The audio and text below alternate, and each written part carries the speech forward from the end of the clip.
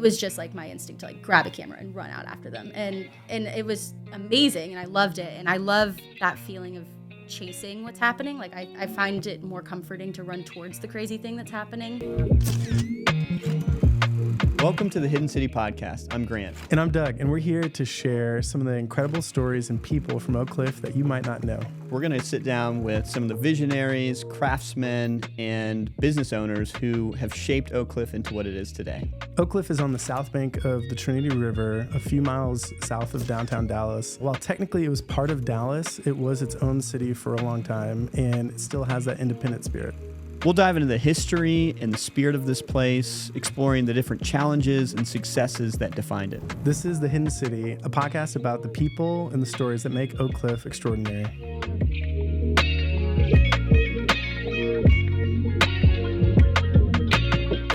Welcome to this episode of the Hidden City Podcast. We have an awesome guest today, Emma Ruby. She's an Oak Cliff resident and a staff writer at the Dallas Observer. Emma, thanks for coming on the show. Thanks for having me. We're excited to chat with you. So tell us, Emma, you're at the Dallas Observer. You were formerly at the Oak Cliff Advocate. What got you into journalism in the first place, and how did you get started in that field?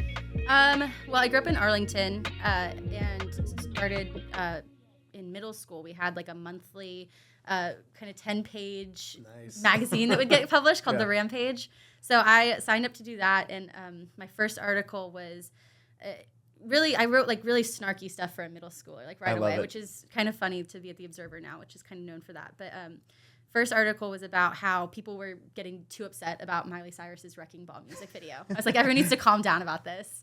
You're just giving her the attention she wants. So you're feeding into it. Exactly. And I remember writing that and just thinking that it was hilarious that anyone would publish it and read it. And so I just kept going and got into high school and joined the yearbook and the newspaper, and kind of wrote it all the way through high school, and then went to school for it in college, and then came back and doing it still. At the Dallas Observer, you found your home there. Yes. with some of their, like you said, well-known snarkiness, which we love. Right, yeah. And you went to the Oak Cliff Advocate before that, right? So yeah. Was that right out of college, or were you? Yeah, so it was kind of interesting. I interned with the Dallas Morning News when I was right before my senior year of high school, and then one summer in college. So I had worked with them before, and then right out of college, I've kind of tried to leave journalism like 5 times. I started college as a political science major because I thought I was going to do politics and campaign work, and it was like every time I'd try and find something new, I would just get sucked back into it.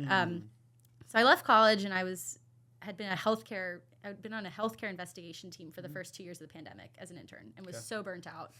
And I was like, that sounds during the pandemic. That sounds intense. It was really intense, and I was so burnt out at like 22, and I was like, I'm not doing journalism anymore. I'm going to work in summer camps. And then I kind of spent 2 months being like, I'm going to work at summer camps. And then Rick Womry, who started The Advocate originally in East Dallas, found me on LinkedIn and gave me a call. And he was like, I think you should start freelancing for us. And I was like, okay. While I'm waiting for this summer camp,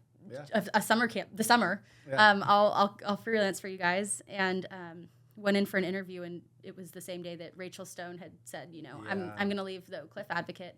And they said, well, and we know that we called you in here for a pitch meeting for a couple freelance pieces, but we think you should be the Oak Cliff editor. And I went, okay, I guess. And, that's awesome. And that's how I got the job. That's wild. Yeah. And Rachel Stone, she had been there for a while. Huge shoes to fill. It was really crazy. Okay. Well, that's like intense. Coming in, all of a sudden you're the editor for the neighborhood. That is a big role to just like take on when you're not even really thinking about being in journalism. You were trying to get away from it. Yeah, he said that they needed a freelancer for their Plano publication, and I was like, okay, I guess. And then walked out as the editor of the Oak Cliff magazine. Wild. So that was really crazy. What was that like when you first started as the Oak Cliff editor? Because that's a big role in Oak Cliff. I mean, and it's a big neighborhood. Like, it when is. I think of other neighborhoods, it's like Oak Cliff is expansive. Yeah. So, I moved here right away when I got the job, and I knew Oak Cliff well just from when I would come hang out in Dallas. This is the area I'd come to. But I moved here right away, and luckily this neighborhood really does have just such a welcoming community. Like if you're willing to put in the work and meet people, there's tons of people who want you to succeed. I'd say that this is like an area where people want you to succeed more than they want you to fail. Yep. So I got really lucky meeting really great, neighborhood leaders who kind of helped show me the ropes a little bit. And that's cool. I love that you're like, I'm moving there. Yeah. I'm like, I gotta be in the whole yeah, spot. exactly. So I think to know a place, you got to know it.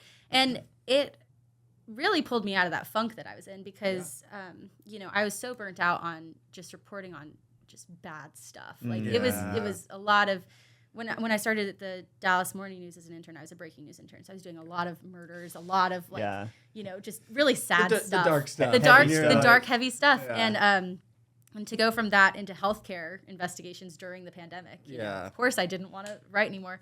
And so to come into the Advocate where it was, doing every month on the farm. Every month you have, this like completely blank slate where you're telling happy stories. And I had never gotten the chance to really tell happy stories before. And so that's cool. Yeah, it was really, really healing and exciting and made me fall in love with this area. The neighborhood, yeah. I feel like, we did the city council debate, wasn't that like really early on? Like, yeah. You were like, I think you had just joined and everyone's like, all right, Emma, do the city council debate. Yeah, I'd been there for like maybe 4 or 5 months. That's like I was fresh. Yeah, that is funny. Yeah. That was awesome. Yeah, Just got round 2 done. Yeah. Now it's a thing. I know. Yeah, I had no idea like how city council worked. That was like my first time even covering a city council election or anything. So nice.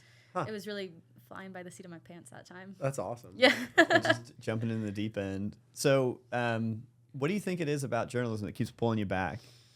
Well, if I can go around a bit, but when I was in high school, I really remember either in late 2016, early 2017, kind of around the time of the first Trump presidency. I went to a very diverse high school, and so that was just a really contentious time.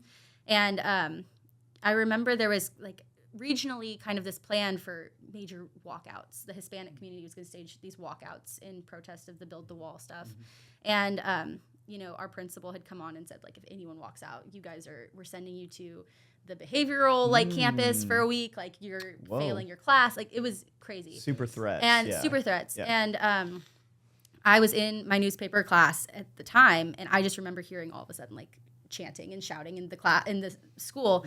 And it was just like my instinct to like grab a camera and run out after them. And and it was amazing, and I loved it. And I love that feeling of chasing what's happening. Like I find it more comforting to run towards the crazy thing that's happening, which Anderson Cooper writes about in a memoir that he has, which I read around that same time. And I remember being 16 and being like, this is the feeling of, so going interesting. Going and capturing the story. Right. Like, and that's not and like your instinct. camera and your pen is like your shield almost. Yes. And so I ran out after that. And that I remember being like the story where I kind of understood that if that's your instinct, you can't fight your instincts. Right. And so as much as logically there have been times where I'm like, maybe journalism doesn't make the most sense. If it's your instinct, you can't. It's like part of who you are. I think so. It's tough to run away from that right. forever. Yeah. Today's show is brought to you by Waxspace. Are you looking for a place in Oak Cliff to connect and meet other neighbors? Then Waxspace is the place for you. Come join the Neighborhood Work Club, and for just $80 a month, you can get all the things you need to be productive at work. Why work from home when you can work from a place with other neighbors? We've got cold brew, fresh coffee all day, phone booths for your meetings. We've got a podcast studio and a lot of other amenities here. So visit thewaxspace.com to learn more and sign up today. That's interesting. Yeah, I feel like, part of journalism is like being there when it's happening and going to it and trying to relay that information.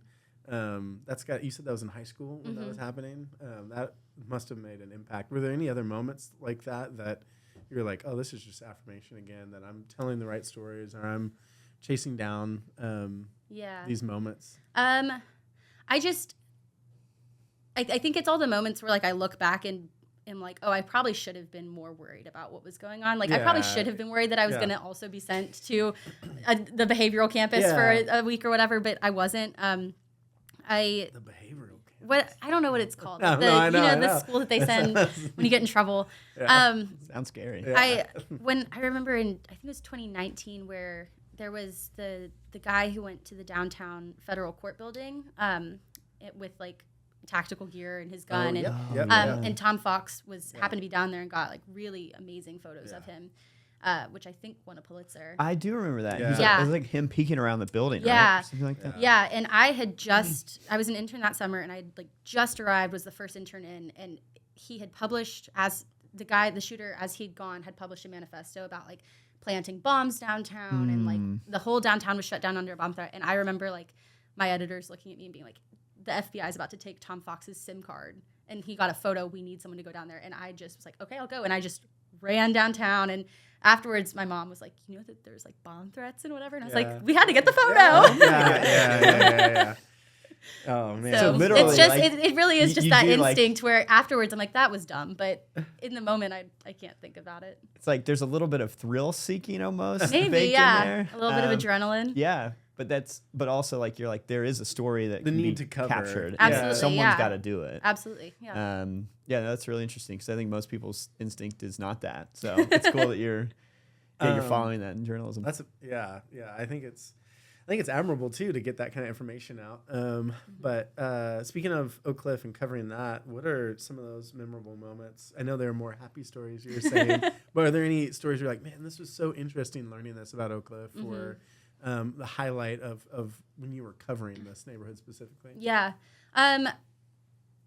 There was so much at the Advocate that I was proud of, but I think one of the stories that I felt worked because I finally felt like I knew the neighborhood was one of the first covers I did at the Observer, which was about the Belmont Hotel and kind of the limbo that currently stands in. And, I just got to speak to the greatest people for that, like Monty Anderson. And I spoke to the current owner just about what's going on. And I think that was also, we talked about that Observer snark was kind of one of the first times that I looked at something someone was telling me, and I looked at the past record and kind of had, the nerve to say, like, this doesn't really line up. And so I felt like that was a story that I really loved doing and was really proud of, because I think it really is, like, so culturally important to the neighborhood. But I think it also symbolizes a lot of the same problem that's happening across the city. So I think it's pretty relevant there, too. Yeah, you were able to put a lot of time and get to talk with all different kind of perspectives and put that together. And it is, Belmont was and is like a really interesting moment in Oak Cliff. Yeah, and, I'd love to see it come back. It's so many people. Oh, I know. I hear that from it's everyone. Like, and it's been so long now that I think people are just like, is it ever going to happen? Yeah. Like, how long? Yeah, it almost feels like something that was like pre-pandemic. Like it's almost been lost. That era. Kind of, yeah. No, that's amazing. I think so.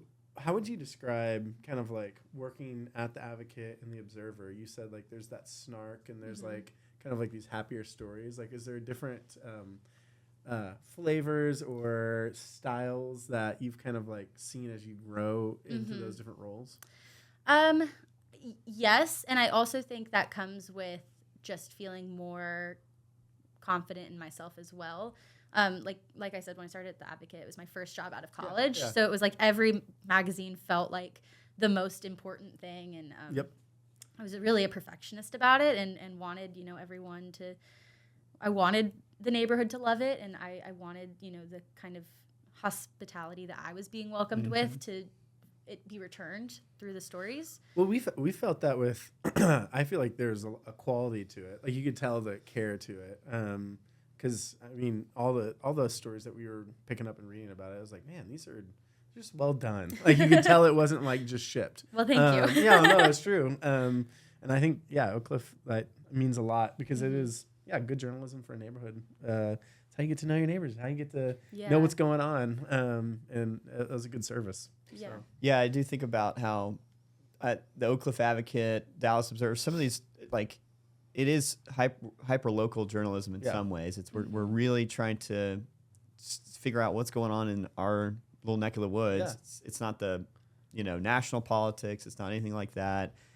And it is, I think, super compelling. But I'm curious, like how you view more that hyper local journalism in today's day and age where, it does seem like the general trend towards newsrooms, there's some shrinking going on with, or at least that's the narrative. Maybe that's not true, but narrative for local newspapers not being as prevalent as they once were.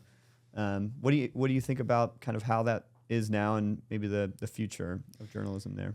Well, I think one of the things that's working about The Advocate is that it's transitioned to a nonprofit model, which I think we're seeing way more papers go towards. I think we're seeing more papers succeed that don't have paywalls, interestingly enough, because for a while that was the only way to succeed. Yeah. Which makes sense that would be like the initial thing. It's like, hey, we're creating this content. We got to put it behind a paywall because we have to monetize it somehow. But absolutely. But I also think journalism was always intended to be like a public good and a public service. And, we're seeing this conversation right now with the USPS where there's these cuts looming because the USPS isn't profitable. And it's like, why should the agency that delivers mail, why does that need to be profitable so much as it is just a service? And so that's really how I see hyperlocal news and really local news in general, is that I think it should be a service. And so it's as a nonprofit kind of category. Yeah, and as more newsrooms are moving to nonprofits, I think we're seeing that communities also reciprocate that feeling, because it is, when you move to a nonprofit model, it is the communities that keep it afloat.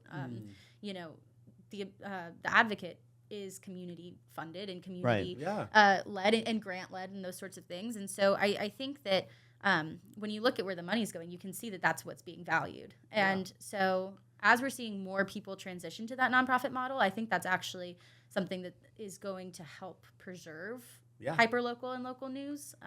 Whereas even 5 years ago, it felt kind of dire. Yeah. And I think it feels less dire. That's interesting. In theory, I really like it because it's like, it's community funded versus like. And the community saying, hey, this is important to us that we have this here, rather than that institution saying, well, I just need to make enough money to survive. It's a different mindset. Right. Well, and I heard like there's ripples, I feel like, in journalism circles about Bezos doing the opinion piece where he's like, hey, it's only going to be about, what was it, free speech and I don't know, like something about liberties or something. Yeah. And it was kind of but you start to, I think there is that system where it's like, hey, these, maybe not benefactors, but people who have owned newspapers for a while, like kind of have and press into those newspapers in some ways, but like moving to the nonprofit model keeps it a little bit more, I don't know, less incentivized, or I don't know. Well, I'd be curious I think if you look at like how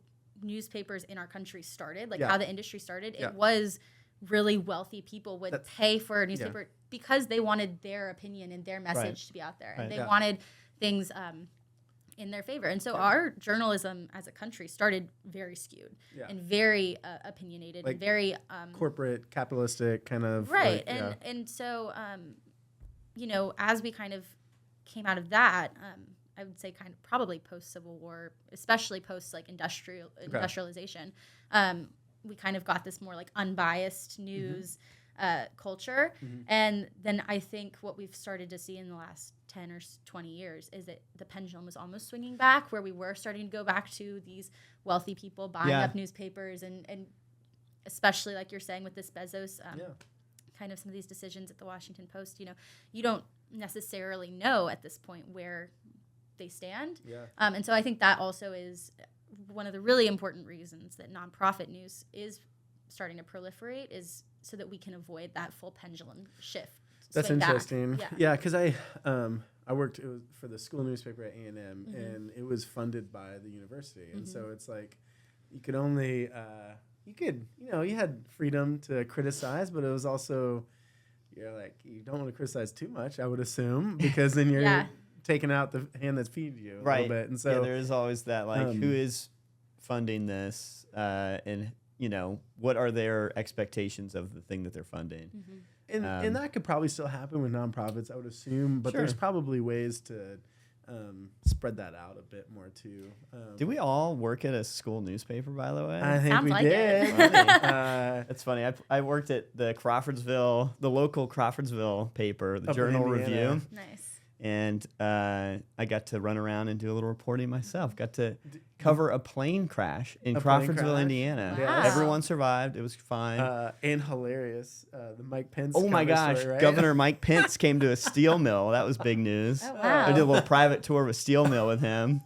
I just love that we all have this. I do think that's shared one of the cool things about history. journalism is like you get to see things that you never thought you would see too, yeah. and like doors are open. It's true. Yeah. Where you're like, oh, why in the world am I over at this well site and Yeah. wherever? Or something, like you're like that. This is Yeah. bizarre. Yeah. But that's kind of one of the joys, I think. I did a story on proxy properties and the work they're doing over on the church on Jefferson. Oh, great. And I hadn't met AJ Ramler before I did that story. And so we'd emailed a little bit, and he was like, meet me at the church on this morning. And he was like, and wear bad shoes. And I was like, okay. Wear shoes you don't care about. Bad shoes. Okay. Yeah.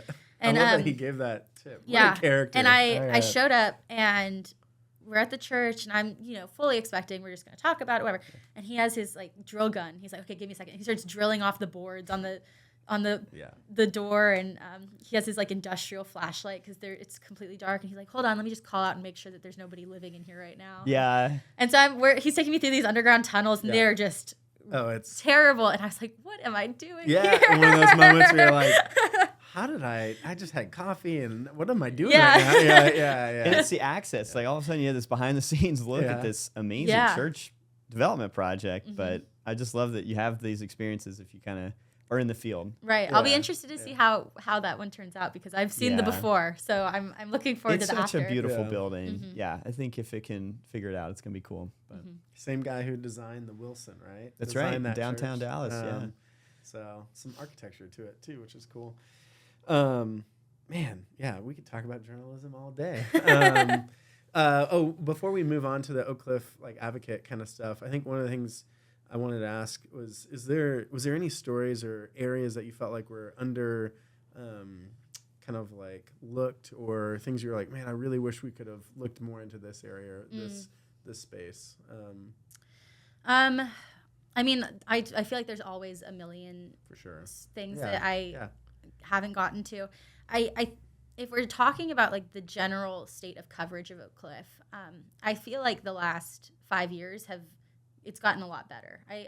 I think it used to be that Oak Cliff, anything south of 30 was Oak Cliff, and it got reported on when there was a murder or a stabbing. That was kind of it. Yep. And I think what we're seeing, it's funny, like all the journalists live in Oak Cliff now. Yeah. Probably really because it's one of the more affordable parts of the city and one of the livelier parts of the city.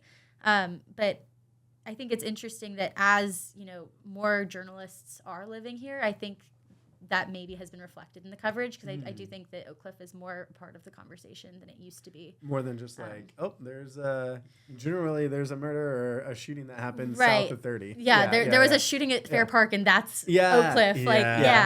And so I feel like it's becoming, I think people are getting a better understanding of Oak Cliff. Yeah, across the maybe city. an appreciation or a deeper coverage than just kind of the quick highlights of negative.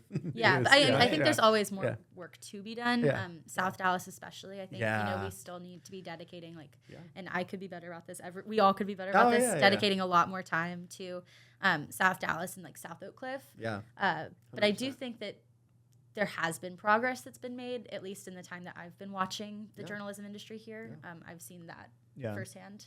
Oh, that's great. That's I feel like it was kind of Oak Cliff is just a broad swath, and it is a huge area. Yeah. But now you have, like you said, journalists who live here and are telling stories here about it, and you're like starting to see, there's a difference between what Bishop Arts has got going on versus maybe Elmwood versus maybe East another part of East Oak Cliff has its own story, and it is cool to see it all kind of start to piece together. Yeah. Well, and so much of what happens here, I think, really on the city level, there's so many just massive things that are really insider baseball and hard to understand, like Forward Dallas or land use and zoning as a whole is just really exclusionary, I'd say.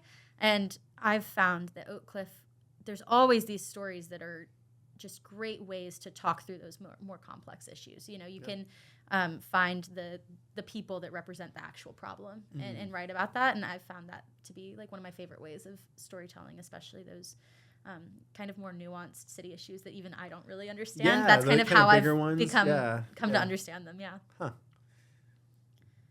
I was going to say, are there any challenges that, as you are covering some of the stuff, and we are, like, journalism is changing, but also isn't changing. Mm-hmm. Like, are there any challenges when you're really looking into places like Oak Cliff or Dallas, just in general, because you're at the Observer, that you're just like, man, this is too big, or this is you have to do maybe specific work because of the like size of the city? Yeah, I think sometimes it's easy to forget that not everybody else spends all day watching a city council meeting or talking about these things. And so I think one of the challenges is that you are battling against nobody wants to read about, charter amendments or land use plans, even though these are some of the most important things in our city. And a lot of the times the people who will be most impacted are the ones that have the least amount of time to dedicate to these issues. And so that's something that I still feel like I'm trying to figure out how to find the way forward on that is, I know what propositions S and U are, but do 90% of people in Dallas? I don't know.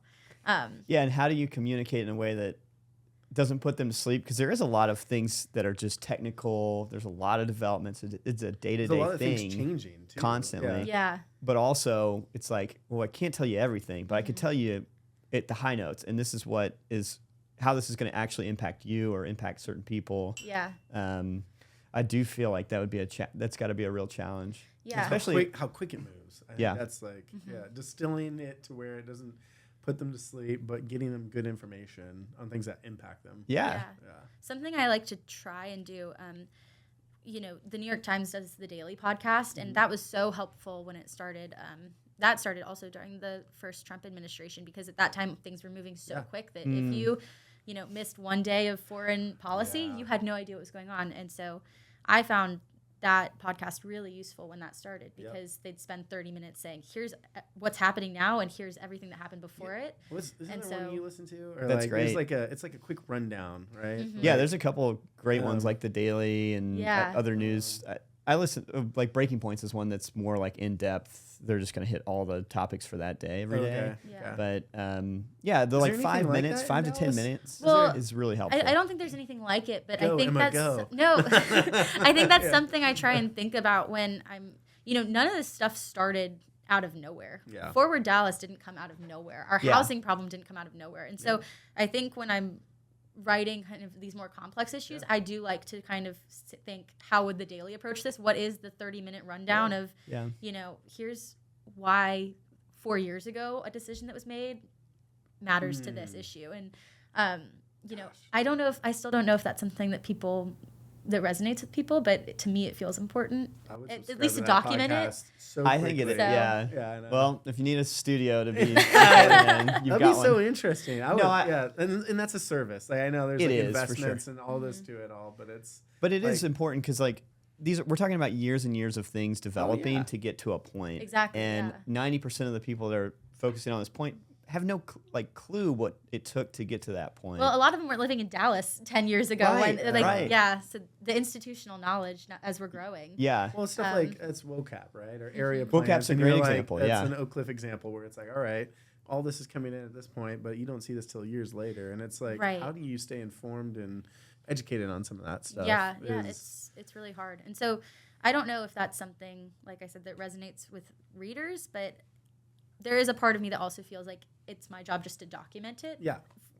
For the archives. I don't I don't know what I'm documenting it for, but I think it's important to, if 10 years from now somebody is looking, they can say like, this happened. This is what led to where we are 10 years from now. Today's show is brought to you by Oak Cliff Brewing Co. Are you interested in unwinding and connecting with neighbors over a great beer?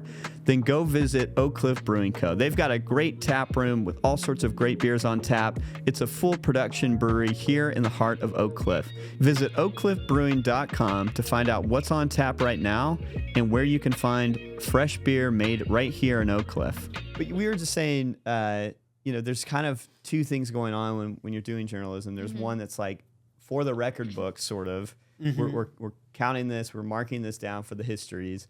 and then we're also in real time trying to figure out, okay, what do people need to know and what's actually resonating with people. So I think that's an interesting dual purpose, I guess. How do you balance what you think is just important to kind of mark down versus what you think people might be interested in? Well, last week there was the news that, or let me start over. So we always like approach a story when something first breaks. We approach it with what do we have to say about this? You know, the Dallas Morning News is always going to be the first one to get the who, what, when, where, why, and how.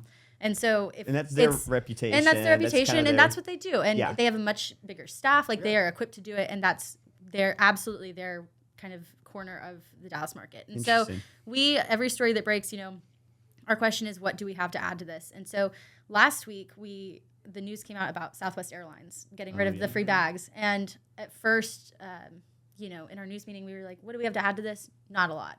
But personally, I was really upset about it because I am a Southwest loyalist. Same. And so we got all the credit cards. Yeah, I have their credit cards too. Southwest. And so, you know, I was kind of doing the water cooler chit chat with my editor, and I was just talking to him about how pissed I was. Yeah. And I think I said, I'm going to January 6th Southwest over this. Like, I'm so mad. And he said, oh my God, go write that. Like, that's what we have to say about it. And so I went and sat down and I wrote 600 words about just like how mad I am. Yeah. It's the most read story we've had all year. Seriously. Across the website. Yeah. I've never had a story hit half the readers that this one has. I got probably 80 emails from across the country of people being like, we're mad too. Thank you for that. Like, whatever.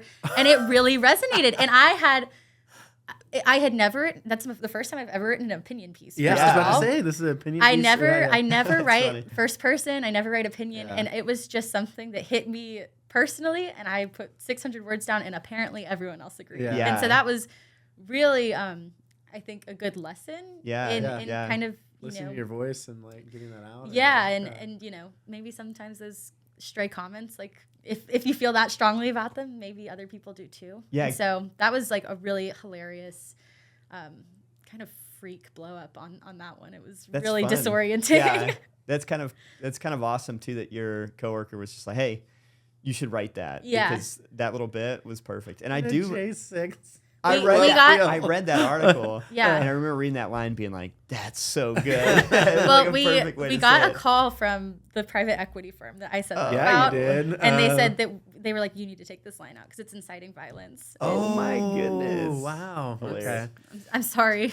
Private equity firm. Man, they're funny. screwing things up, aren't they? They sure are, yeah. They really do. But I think that's resonating with people. Oh, 100%. People are mad about it. Yeah, you're taking away all the things, and I don't know what good's happening with it. Yeah. I don't know. We're gonna get our credit cards revoked, aren't we? Yeah, we got to be careful. I checked my point balance the next day, and they didn't take it out on you. I thought they might, but to bring it back to Oak Cliff, I think that is something also that the businesses here makes this a really unique area. You know, right now on the Mass, we're watching, I think it's being called inshitification, where everything is being taken over by private equity, and it's becoming worse. And I think, what was that term? Like inshitification. It's making it shitty. Yeah. Right? Yeah. Like everything's just getting worse and more expensive. Gosh. And heartless. Yeah. Taking the heart out of Southwest Airlines. I think you saw this with like the Luca trade. Bad. Like it was like it happened overnight, and people felt betrayed by it. Yeah. Because they have this sense that Luca is their guy, and it gets taken from them, and there's no recourse. And I think that when you look at more of a community that's more like local business oriented, that doesn't exist. And I think that's comforting, and I think that's something people are looking for right now.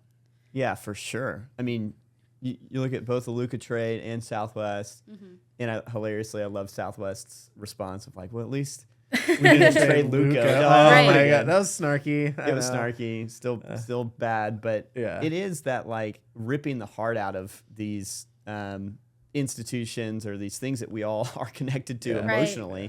And that's like, you want to fast track to killing culture. It's like, do that kind of stuff, you know, with the private equity. Yeah, with the firm. Yeah. Maximize the profit. Take the team to Las Vegas. What's happening, guys? Who even knows? We don't know. Time will tell. Wow. Emma, I don't even know where to go from there. I'm just thinking about Luca and all the horribleness that was. Well, I think like if like, for example, if Jimmy took the fried burrito off his lunch menu at Taco y Vino, I can go into Taco y Vino and say, Jimmy, I'm upset about this. Yeah. Whereas there's no recourse for, a Luca Trade or a true. Southwest. And so that's where I think that community importance Yeah, is Oak Cliff, it's, I was talking to someone else about this the other day, but it's like still very small in the sense that like, oh, wait, I'm going to go talk to this owner and just like give him lip about this. Or if someone takes a beer off at the brewery, it's like you would hear about it. And it's like there's this access. Immediate feedback loop that is actually going to impact the business or the person where it's like they're going to get that feedback and actually process it. It's a reciprocal relationship. It's not just, as a Mavs fan, you just have to put up with whatever we do. Yeah, just deal with it. It's, here, you know the guys that are making the decisions. That's and you really can go good, and talk Emma, to them about them. Oh, that's true. Speaking of Oak Cliff, what would you say from like a journalist perspective? Because you've been at the Dallas Morning News, you're at the Observer, which covers the entire Metroplex, or it seems. What is kind of like those like staffs or publications' view of Oak Cliff? Like, after being here for a while, are you kind of like, do they treat it in a certain way or see it in a specific way in the broader story of the Metroplex? That's interesting. Well, I mean, I when I was a high school intern, I kind of remember, 17, and I remember people kind of being like, "Be careful when you're going over there," and feeling sometimes like maybe depending on where I was and what doors I was knocking on that was warranted, and sometimes it wasn't. But I do feel like I was taught to be more weary of Oak Cliff to start, and then it did. When I did move here and got to know people, it really dismantled that thinking pretty quickly. Yeah. That's interesting. Yeah, we've heard that before a lot. That's the Oak Cliff O or the right. Like, and you do have to look at the whole history of Oak Cliff for sure. There is like the ups and the downs of things there. So it's complicated. Yeah. But certainly that reputation from maybe the early 90s or whatever has hung on for a long time. It's like, well, things have changed drastically in 30 years. Yeah, and I think like that's as people are covering Oak Cliff more and more, like you're saying, more journalists are moving here. What would you say after being a journalist here for a while now? What does the rest of the Metroplex need to know about Oak Cliff? That maybe they're just kind of have some of those thoughts that are still stuck in the 90s or other places like that too. Well, I think there's just so much joy here in general, and I don't know that people understand how happy people are here, and maybe that's good. Like I know that we all kind of become our Oak Cliff hermits, and we don't like crossing the Trinity, and I'm guilty of this too. I've crossed the Trinity before as well. But there's so many.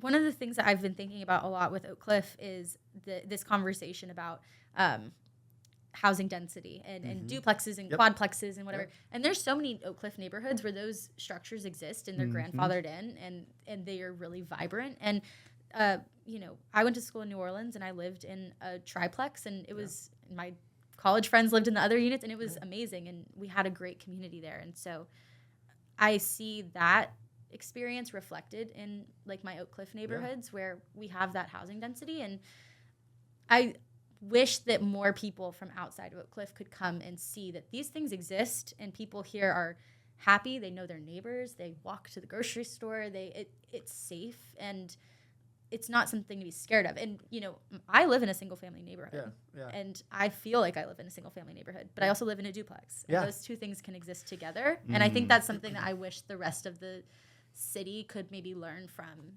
Chad talks about that a lot.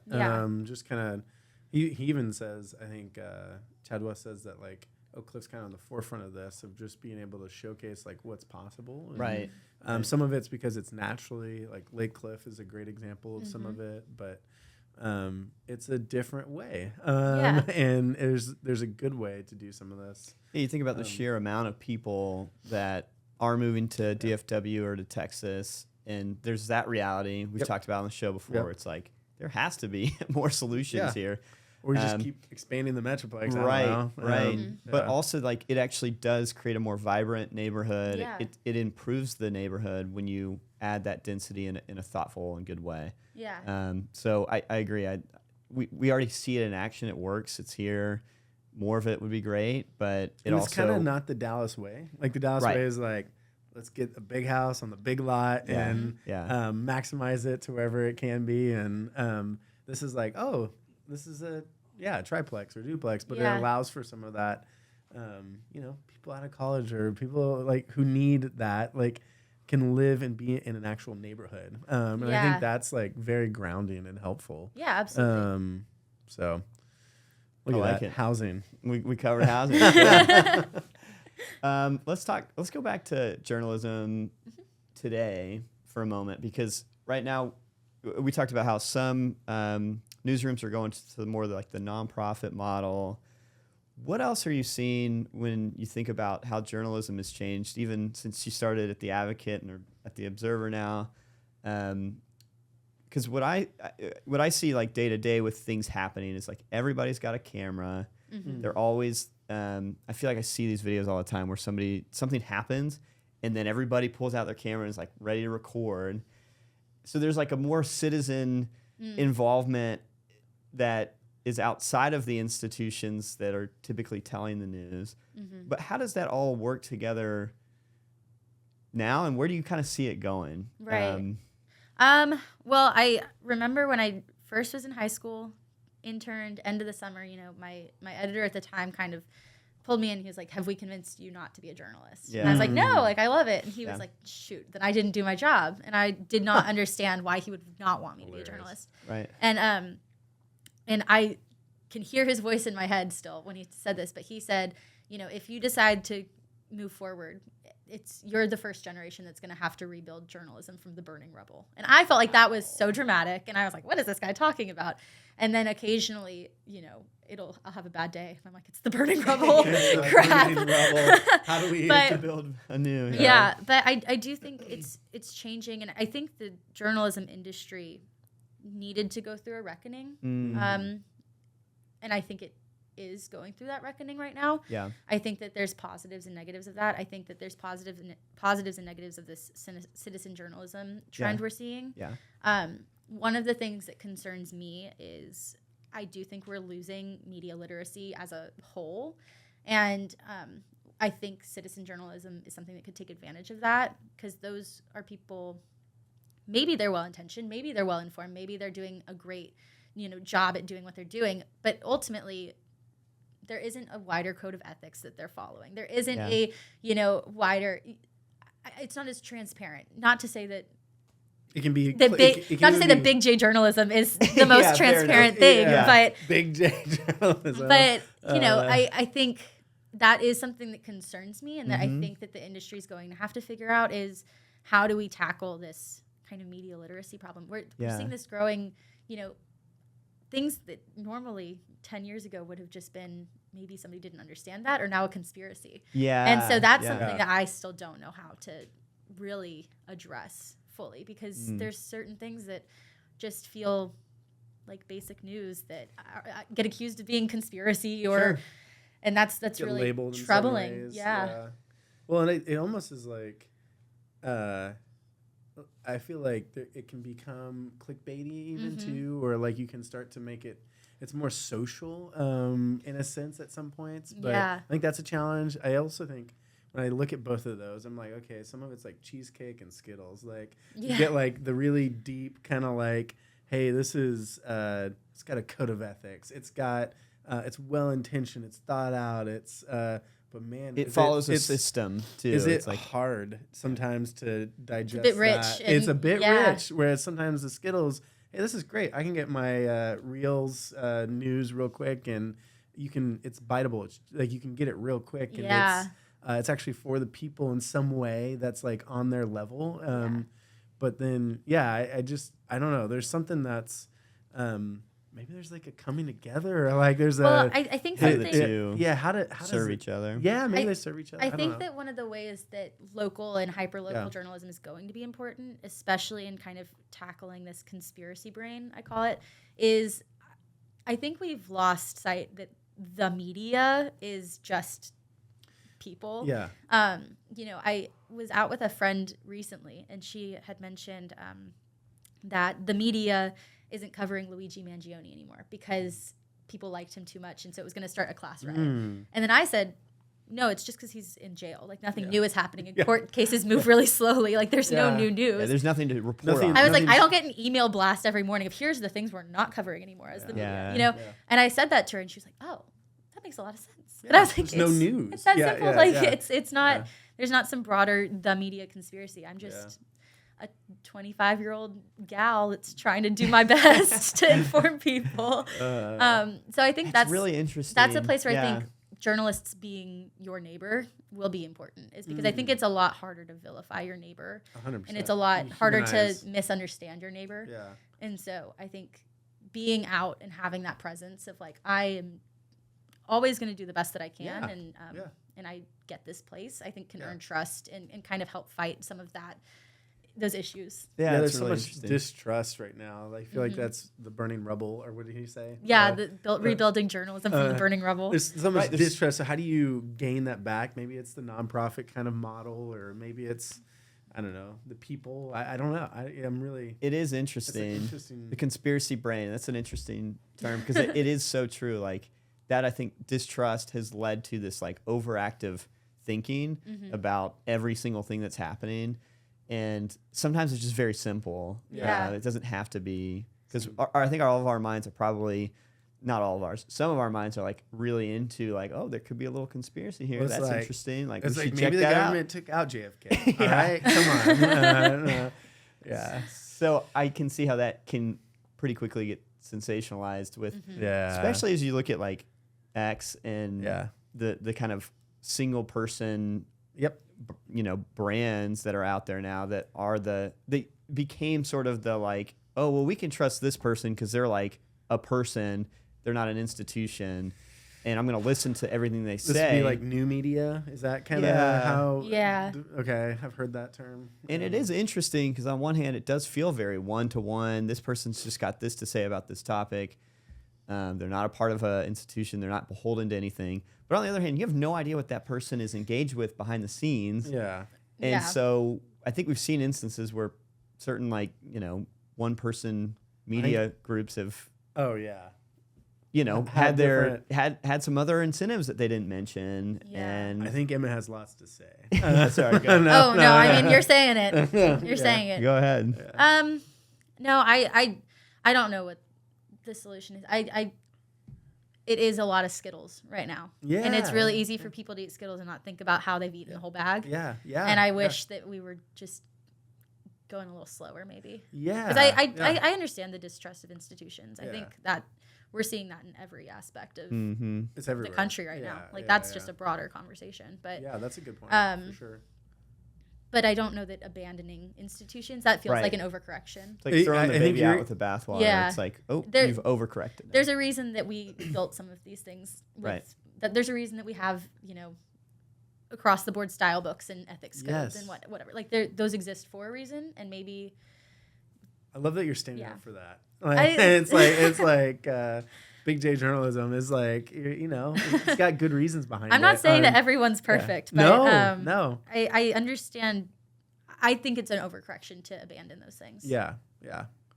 I love it. One of our friends, Matt Glenn, every morning I walk in to Waxbase and he's just reading the newspaper. And I'm like, I love the newspaper front to back, and I'm like, every day. And I love it. Last guy out there. He is. Last man standing. I can get romantic about newspapers pretty quick. Oh yeah. I think there's it's good to hear there's something worth fighting for, and it's cool that you're doing it. So. You guys have made me hungry for cheesecake, so I'm gonna go find some of that, and maybe some Skittles. Love that analogy. Not together. Okay. But Emma, thanks so much for coming on. This was fun. It was awesome. Thanks, Emma. Do it again. Hey, thanks for tuning in to this episode of The Hidden City. We hope you discovered something about Oak Cliff that you didn't know. If you enjoyed the show, I hope you subscribe to it on YouTube and then follow us on any of the podcasting platforms. Also, if you enjoyed it, please share with a friend. And thanks so much for tuning in.